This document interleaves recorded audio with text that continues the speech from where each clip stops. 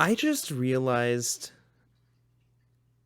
that I never hit record on my camera. So I'm going to put this on YouTube, but it's not going to have an actual video. Actually, you know what? Here, right now, I will turn on the camera. Okay. Hi, everybody. I'm not recording that entire first fucking 20 minutes of the show again. I'm not doing that. So, hi now. Uh, I will put this audio in at the beginning of the show for YouTube. So so that you know, I forgot to turn on my camera for the first half of the show. So you're going to get the show art for the first half of the YouTube video, and then the second half you will have the video again.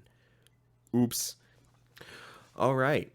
Welcome to West Coast Football episode 3. I don't know if I've said this yet, but my name is Balin. I don't know how I didn't say that in the first 2 episodes of this stupid show. But this show is going to be a little different. First of all, I wanted to tell you kind of why I started this show. Mostly it's because I want to work on my speaking a little bit. I say a lot, if you haven't noticed. I also just stutter and slur my words a bit. I also just wanted to talk about football. I know I said that in the first episode.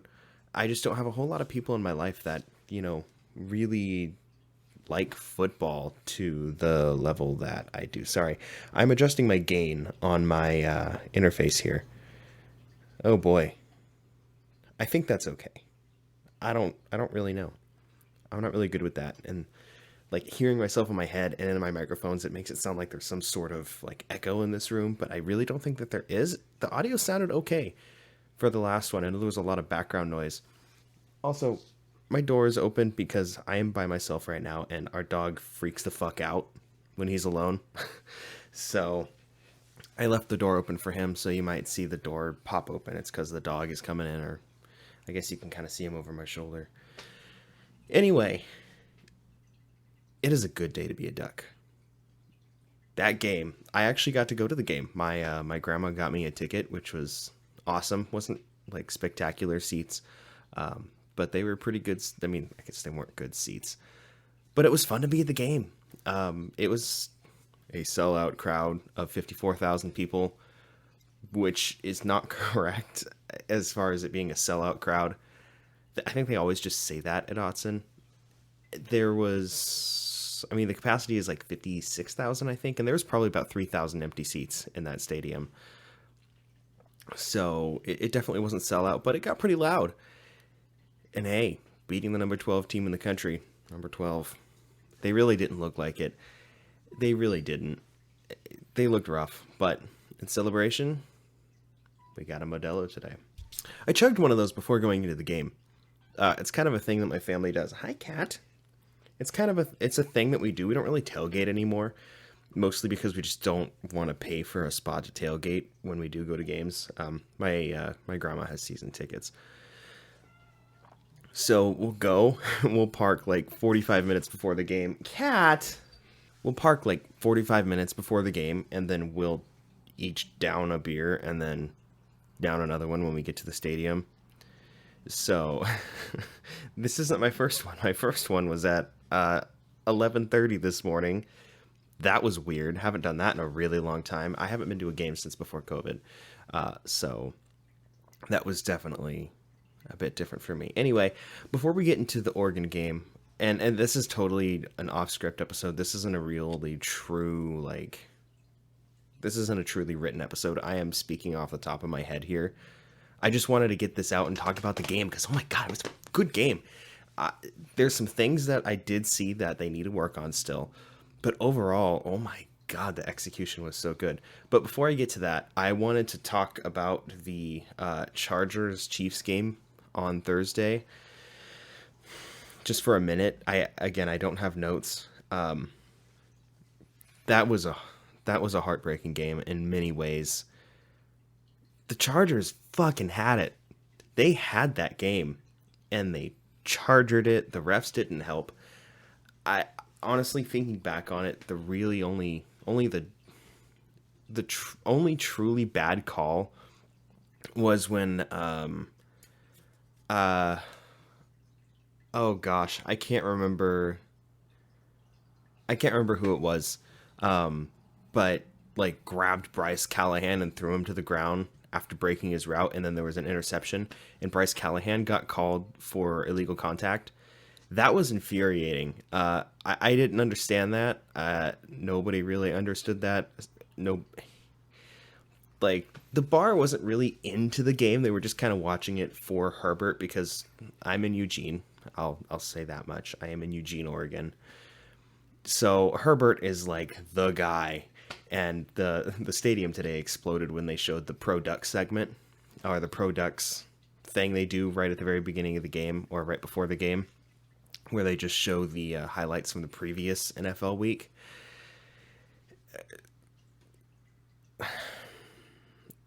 The Chargers had that game. The Chargers had that game, and Herbert, he was struggling. The offense was struggling, but that defense is something else. I don't think that they're a top 5 unit in the league, probably, but they don't need to be if that offense is on. And it wasn't on. It was not on, and they still almost beat the Chiefs. If it wasn't for Herbert getting crushed, or that pick six, which again wasn't entirely Herbert's fault. That pick six was the result of pretty much everybody. Hold on. That pick six, that was as much on the coaching staff as it was on Gerald Everett as it was on Justin Herbert. Justin Herbert has only been with Gerald Everett for a couple of months. This coaching staff's only been with Gerald Everett for a couple of months, and they wanted to go tempo, and I respect that. But you can go tempo and not go to another pass. You could just run it up the middle. It was like watching the Seahawks in the Super Bowl in, what was it, 2014? When they had Marshawn Lynch and they decided to do they decided to pass it at the 2-yard line to win the Super Bowl. It felt like that. There's no reason to run stick flat for the 4th time on that drive to Gerald Everett, who was completely gassed out and had just asked to sub. I get not wanting to sub him out, because then the defense can sub out. All right, I give that to the coaching staff, and I give that to Herbert. That's fair. But don't run the play his way. It's okay to keep him out there and have him take one play off. Just run to the other side. It's not that hard. Or pick a different receiver. It's not that hard. And if they do that, if they pick a different receiver, if they run to the other side, whatever you want them to do, if they do that, I don't think Herbert gets hurt. Because the injury was on the next drive. And they were driving like that because they had to. Because they were down. If they go up by 7, they don't need to do what they did on that following drive. They don't need to. And Herbert doesn't get hurt. He has essentially cracked ribs. It's just the cartilage right here in the middle, from what we understand. I don't know if he's going to be the same the rest of the season, and he might not be 100% until next year now because of the coaching staff. And I get it. Brandon Staley believes in his guy, and his response when he was asked if Herbert was okay is, Herbert's okay. He's Justin Herbert.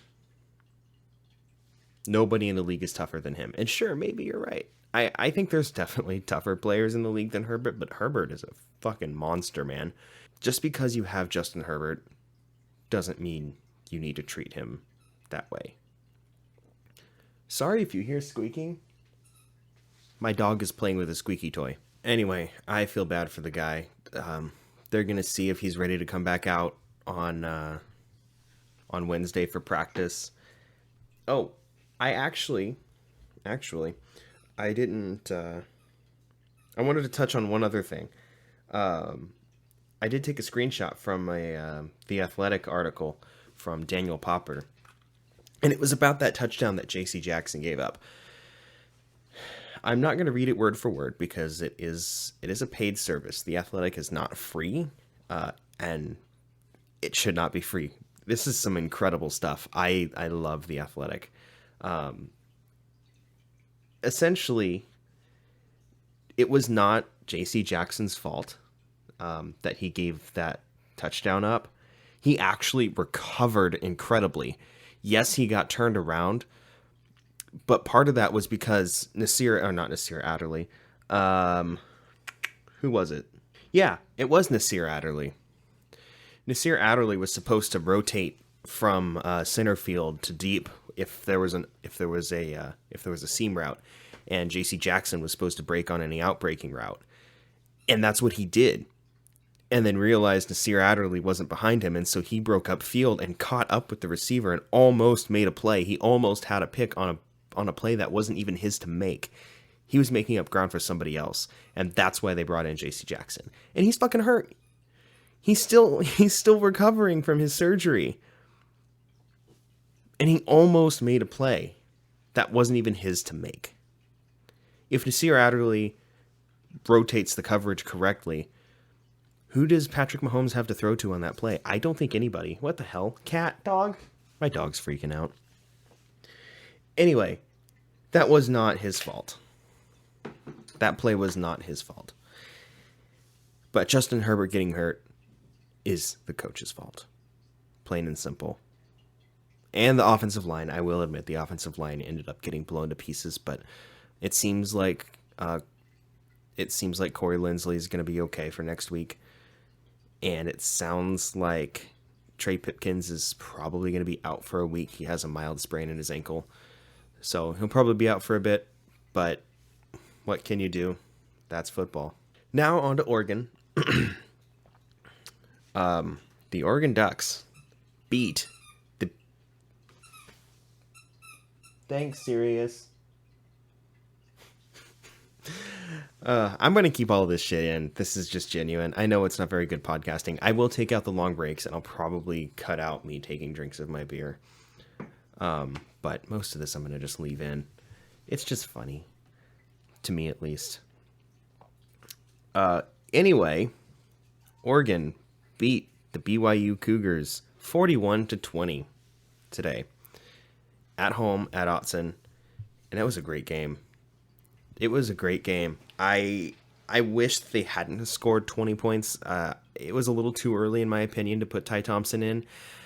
I think that if you score one more touchdown there in the third quarter, then you can put in Ty Thompson. But it just disrupted the rhythm, and Ty got a little too excited because it was a cat, because it was his first drive of the game, and he threw a little 10-yard in way too hot and bounced off the receiver's hands into a BYU defender's hands, and BYU ended up scoring just a few plays later.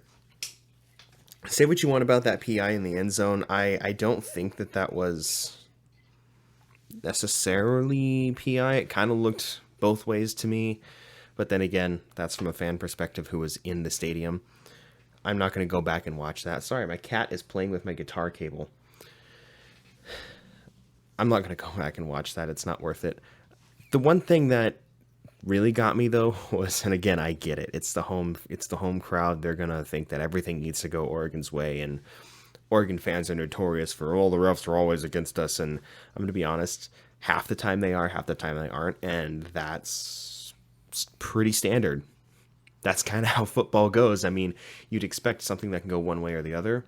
It's going to be a fairly even 50-50 split. I would say it's more 60-40, 60% against Oregon, but then again, I'm an Oregon fan, so I'm biased.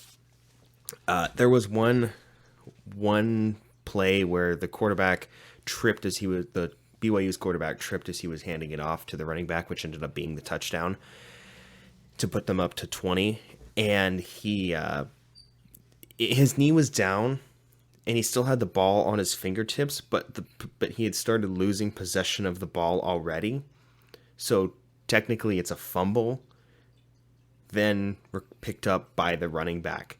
He wasn't down, unfortunately. If the ball had not started moving from his hands, and I wish the refs would have explained that might have been a little bit more, there wouldn't have been quite such a reaction to that play. He wasn't down. He wasn't down, and that sucks. But again, young coaching staff thought they were ahead enough to put their backups in. They really weren't. And I really think that whole next series, they did put their backups in. Was that the play that gave them 20 points, or was that the play that they got up to 13 points with? I don't remember. It was one of the two. Either way, 6 of those points should not have been on the board. 6 of those points shouldn't have been on the board. And they failed a 2-point conversion. It was just an all-around great game. Bo Nix looked great. Marquise Irving, which I think he wants to go by Bucky Irving, he looked great. Let me give me a second here. I'm gonna pull up. Oh, it's right there. Look at that. Oh wait, this is season stats. This is season stats. I want the game stats. Come on, ESPN. I guess I should probably click on the game. I'm trying to talk as I do this, but it's this is difficult. Podcasting is hard, man. It is deceptively difficult. Let's see here. Did this work? Come on. Come on. Oh my god, hold on. You know what it is? I don't think that CBS has the stats up yet. So I guess I can. Oh, it's right there. I found it on ESPN. Okay. So what I was trying to say before I royally just fucked this whole episode up, Oregon actually played a very efficient game, and it felt like it in the stadium. The one thing they need to get better on is third downs. They were only 4 for 12 on third downs. 25% is not good, and that's not going to win you any championships, not even a conference championship. But 3 for 3 on fourth downs can. Should you be in a position where you need to go for it on fourth down 3 times? No. But at the same time, they didn't necessarily have to. They just did to continue driving the knife through BYU's heart. Total yards, they absolutely dominated. BYU 366 to Oregon's 439. Oh, I should also mention, BYU is 0 for 4 on fourth downs. That's pretty good. 8 for 15 on third downs. That's not good. But 0 for 4 on fourth. Passing yards, BYU did dominate Oregon on that, but I'll get back to that. BYU threw for 305, Oregon 227 yards. But BYU did it on 29 attempts. 29 completions out of 41 attempts. Oregon did it on 14 completions out of 20 attempts. 7.4 yards per pass for BYU, 11.4 for Oregon. A lot more efficient. Oregon did throw 1 pick, but again, that wasn't Ty Thompson's fault. Here is where Oregon killed BYU. BYU 61 rushing yards, which we knew they had a really struggling rushing attack, to 212 rushing yards for Oregon. That is dominant in every sense of the word. BYU had 7 penalties for 64 yards. Oregon had 8 for 48. So BYU had much bigger penalties than Oregon did. It's not such a... I don't know. If all your penalties are 5 yards, I guess that's not too bad. But then again, 5-yard penalties are typically operational penalties. And that's it. I mean, all that says to me is that they're playing a pretty clean game. They're just still struggling with communication. That's really about it. And time of possession, Oregon 33 minutes 11 seconds to BYU's 26 minutes 49 seconds. As a dominant game, Oregon kicked the crap out of BYU. They just let up with their second stringers for a little bit. You can't do that. You just can't do that. But hey, it was a great game. It was a fun atmosphere. I really enjoyed it. I'm still going to go to the Washington game because, again, I didn't pay for this ticket. Thankfully, I wouldn't have been able to go otherwise. But this was one of the games that I wanted to go to initially, even when it was BYU at ranked 24 or whatever, and Oregon was ranked 11th. Kind of funny how those just flip-flopped. I don't know. It was a fun game, and I'm glad Oregon won. They definitely started finding their identity. I was listening to the very beginning of the Autzen Audibles podcast on the way home from my grandma's house because I chilled there and watched a couple of football games after.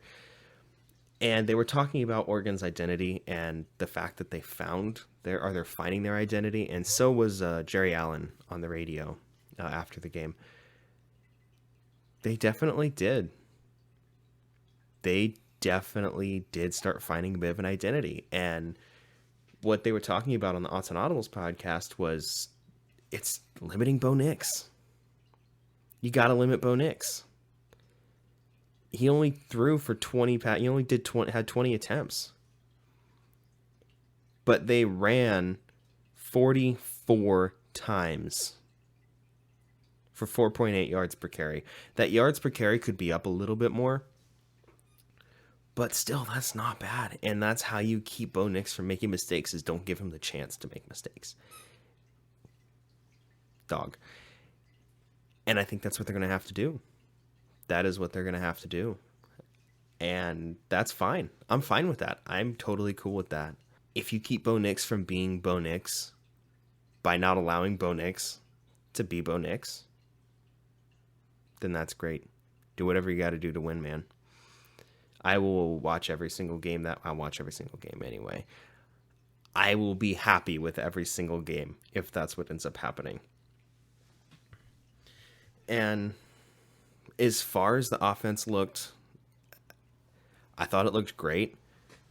The offensive line absolutely owned BYU's pass rush, and I get it. They were down a couple of linemen on defense. They were down a couple receivers on offense. But I don't think they would have cared. I think that BYU only got a couple of pressures on Oregon the whole game. They had a couple of big tackles for TFLs. They didn't have any sacks. Oregon got 2 sacks, I think, and had multiple pressures, whereas BYU only had a handful of pressures. They looked good. Oregon looked good, and I'm very happy with it. There was some explosiveness in there. It was very much Muhammad Ali, like just jab, jab, jab, jab, massive punch when you're not expecting it. And that was like that 45, 50-yard shot downfield to Troy Franklin. And that was beautiful. That got the stadium into it. Bo Nix had a career day on the ground as far as touchdowns. He's never scored 3 rushing touchdowns in his career yet, and he had 2 through the air. So that was pretty cool to see. Every single rushing touchdown was Bo Nix. I want to say he had 7 carries for 22 yards, but 3 scores. That's pretty good. That is much, much better than anything we've seen so far, and I'm pleased with it. I think that this was a very solid game, and if they can play like this, clean up the operational penalties, communicate a little bit better. There was a couple of substitution issues that almost cost them penalties. Clean up the operational stuff. Make sure everybody is on the field and on the same page at the same time. Maybe get the plays in a little bit faster on defense. It seemed like there was a little bit of scrambling on defense. There was a couple of busted coverages as well, but I mean, that's football. That happens. Get some of the operational stuff cleaned up. Stop being as conservative so quickly into the third quarter. And we got a team here. This is a New Year's 6 caliber team. If they play like this again, or if they continue to play like this team could win a New Year's 6 bowl and the Pac-12 title. I guess a Pac-12 title and a New Year's 6 bowl. They can do that. They absolutely can do that. And I think they will. They just have to keep playing this way. Anyway, that's it. It was a really interesting show. I know that it was kind of chaotic and all over the place. I just wanted to jump on and talk for a bit. I enjoyed this. I had a lot of fun today, and I'm in a good mood. My wife is out with her friends who are getting married tomorrow. I was at the game. I needed to come back home for the dog, so I didn't go. I wanted to go, but I figured if I'm home, I might as well do this. Anyway, thanks for listening to me ramble for 30 minutes. I know it wasn't structured. I feel like I did better. I was talking more instead of reading. I didn't have to think so much, I guess. So let me know what you thought if you want to. Again, sorry about the fuck up with the camera.